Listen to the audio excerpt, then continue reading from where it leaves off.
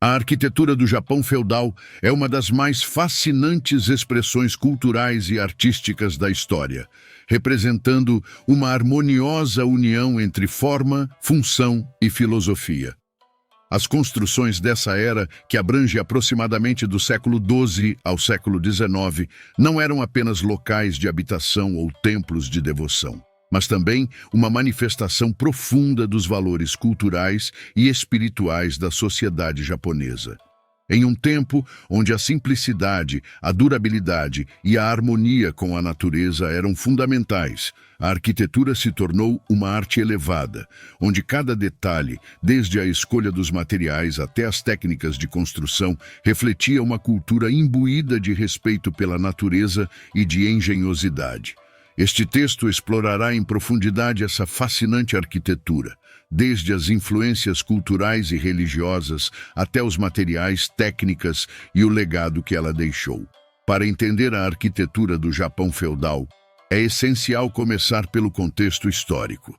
Durante esse período, o Japão estava sob o domínio dos samurais, uma classe guerreira que não só moldou as estruturas de poder, mas também influenciou profundamente as expressões culturais, incluindo a arquitetura.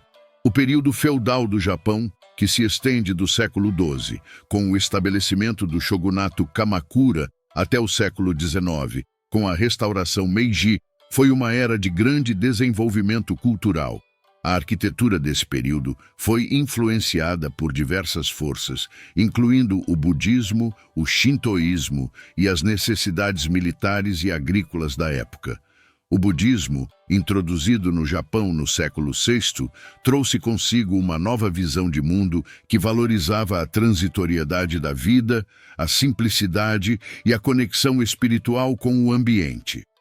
O shintoísmo, por outro lado, com suas raízes ainda mais antigas na cultura japonesa, enfatizava a pureza, a reverência à natureza e a sacralidade dos espaços naturais, influenciando o design dos santuários e templos. A arquitetura desenvolvida nesse período era tanto uma expressão desses valores espirituais, quanto uma resposta prática às condições ambientais do Japão. O país, situado em uma região propensa a terremotos, tufões e umidade elevada, demandava construções que fossem ao mesmo tempo flexíveis, duráveis e em harmonia com o ambiente natural. Essa combinação de desafios e influências resultou em uma arquitetura única, caracterizada pelo uso de materiais naturais, técnicas de construção sem pregos e um profundo respeito pelo equilíbrio entre o homem e a natureza. Os materiais utilizados na construção das casas japonesas eram escolhidos não apenas por sua disponibilidade, mas também por suas qualidades estéticas e simbólicas. A madeira, por exemplo, era o material mais amplamente utilizado. Cedro, cipreste, pinho e bambu eram as espécies preferidas, cada uma delas valorizada por suas características únicas. O cedro japonês, conhecido como sugi, era amplamente utilizado devido à sua resistência à umidade e sua durabilidade. O cipreste, ou hinoki, era altamente valorizado em construções de templos e santuários, não apenas por sua resistência, mas também por sua fragrância agradável, que se acreditava ter propriedades purificadoras. O bambu, por sua vez, era utilizado em uma variedade de funções, desde a construção de cercas até o suporte de telhados, graças à sua flexibilidade e força. O papel também desempenhava um papel crucial na arquitetura japonesa, especialmente o washi, um tipo de papel feito à mão a partir de fibras vegetais como arroz, cânhamo e amoreira. O washi era utilizado em portas deslizantes chamadas shoji, que separavam os cômodos internos das casas. Essas portas permitiam a entrada de luz natural difusa, criando uma atmosfera suave e serena dentro das residências. Além disso, o washi possuía propriedades isolantes, ajudando a manter as casas frescas no verão e aquecidas no inverno, ao mesmo tempo que permitia uma conexão visual e espiritual com o ambiente externo. Os tatames, outro elemento essencial, eram esteiras de palha de arroz trançada, utilizadas como piso em praticamente todas as casas japonesas. Além de proporcionar conforto térmico e acústico, os tatames também tinham um papel funcional na organização espacial das residências. As dimensões dos cômodos eram frequentemente definidas pelo número de tatames, e a disposição dessas esteiras influenciava diretamente a maneira como os móveis eram arranjados e como as pessoas se moviam e interagiam dentro do espaço. A técnica de construção sem pregos é uma das características mais distintivas da arquitetura japonesa feudal. Em vez de pregos ou parafusos, os carpinteiros japoneses desenvolviam métodos sofisticados de encaixe, conhecidos como joinery. Esses métodos permitiam que as estruturas fossem montadas com uma precisão incrível, utilizando apenas a pressão e a forma das peças de madeira para mantê-las firmemente no lugar. Uma das técnicas mais notáveis era o kigoroshi, onde a madeira era esculpida de forma a se ajustar perfeitamente a outra peça, criando uma junção que era ao mesmo tempo forte e flexível. Essa flexibilidade era crucial em um país propenso a terremotos, permitindo que as construções se movimentassem ligeiramente sem sofrer danos estruturais significativos. Os miyadaiku, carpinteiros especializados na construção de templos e santuários, eram os mestres dessas técnicas. Eles empregavam métodos como o sashimono, que envolvia a criação de encaixes extremamente precisos entre as peças de madeira. Essa técnica exigia não apenas habilidade manual, mas também uma compreensão profunda das propriedades da madeira e da física das construções.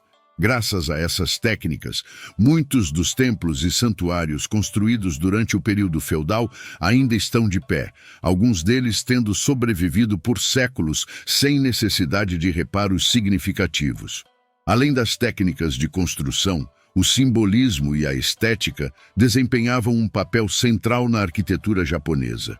A orientação das casas, a escolha das cores e a disposição dos jardins ao redor das construções eram cuidadosamente planejados para refletir princípios de equilíbrio e harmonia. Por exemplo, muitas construções seguiam os princípios do Feng Shui, uma prática chinesa que influenciou profundamente a arquitetura japonesa, na qual a disposição dos elementos arquitetônicos buscava atrair energias positivas e afastar as negativas. Os jardins, por sua vez, não eram apenas espaços decorativos, mas também uma extensão da filosofia zen budista, onde a simplicidade e a contemplação da natureza eram valorizadas. Jardins de pedra, ou kare-sansui, eram projetados para representar paisagens em miniatura, utilizando pedras, areia e poucas plantas para criar uma sensação de tranquilidade e meditação.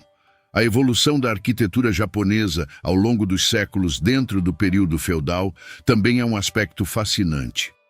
No início do período Kamakura, as construções eram mais robustas e funcionais, refletindo as necessidades militares da época. À medida que o período Edo avançava, a arquitetura se tornou mais refinada e elaborada, com um foco maior na estética e no conforto. A transição para o período Edo viu a ascensão da cultura urbana, com a construção de grandes cidades como Edo, atual Tóquio, onde surgiram novos estilos arquitetônicos que combinavam a tradição com as necessidades de uma população crescente e diversificada. Dentro dessa evolução, diferentes tipos de construções emergiram, cada uma com suas próprias características e funções. As minka, ou casas rurais, eram construções simples, mas engenhosas, adaptadas às necessidades agrícolas e ao clima local. Essas casas eram frequentemente construídas com telhados de palha inclinados, projetados para resistir ao peso da neve no inverno e permitir a ventilação no verão. Os kura, ou armazéns, eram estruturas robustas utilizadas para armazenar arroz e outros bens preciosos, construídos com paredes grossas de barro e tetos resistentes ao fogo. As casas de chá, ou chashitsu, merecem uma menção especial por sua importância cultural. Esses pequenos edifícios eram projetados para a prática da cerimônia do chá, um ritual profundamente influenciado pelos princípios do Zen budismo. A arquitetura das casas de chá era minimalista, refletindo o espírito de simplicidade e desapego que permeava a cerimônia. A disposição dos móveis, a escolha dos materiais e até mesmo a entrada baixa, que obrigava os participantes a se curvarem ao entrar, eram projetados para inspirar humildade e contemplação. Os templos e santuários, construções sagradas, também evoluíram ao longo dos séculos, com cada nova dinastia e shogunato adicionando suas próprias contribuições estilísticas e tecnológicas.